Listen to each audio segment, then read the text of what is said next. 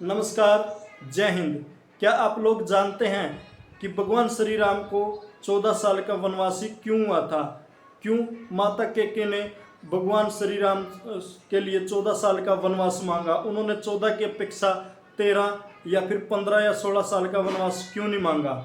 इसके पीछे एक बहुत बड़ी वजह थी। वजह यह थी कि जब भगवान श्री राम पैदा हुए तो उस समय इस दुनिया में त्रेता युग चला हुआ था, और त्रेता युग के अनुसार यदि कोई राजा अपनी राजगद्दी से 14 साल के लिए दूर हो जाता है, तो यदि वो वापस भी आता है तो वापस आने के बाद वो अपनी राजगद्दी पर अपना अधिकार नहीं जमा सकता। और इसलिए माता कैकेयी ने दशरथ से भगवान श्री राम के लिए 14 साल का वनवास मांग लिया था, क्योंकि वो उनका मानना था कि यदि भगवान श्री राम 14 साल के लिए वनवास में चले जाते हैं और वनवास पूरा करने के बाद यदि भगवान श्री राम वापस अयोध्या आते हैं तो वो राजगद्दी पे अपना अधिकार स्थापित नहीं कर सकेंगे, और इसलिए उनका बेटे भरत ताउम्र के लिए राजगद्दी पे राजा बन के रह सकते हैं।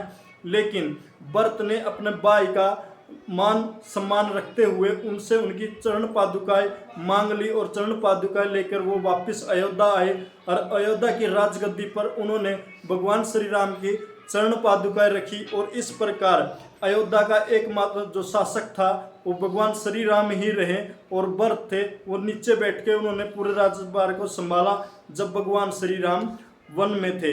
और जब पांडव कौरवों के साथ जुए में हार चुके थे तो दुर्योधन ने पांडवों के लिए 13 साल का वनवास मांगा था, जिसमें से 12 साल का वनवास और 1 साल का अज्ञातवास था। और दुर्योधन ने भी पांडवों से 13 साल का इसलिए वनवास मांगा था क्योंकि जिस समय पांडव थे और कौरव थे और जिस समय महाभारत हुई उस समय द्वापर युग चला हुआ था, और द्वापर युग के अनुसार यदि कोई राजा अपनी राजगद्दी से 13 साल के लिए अपनी राजगद्दी से दूर हो जाता है या अपने राज्य से बाहर चला जाता है, और यदि वो वापस आता है तो वापस आने के बाद वो दोबारा से राजगद्दी पर दावेदारी नहीं ठोक सकता।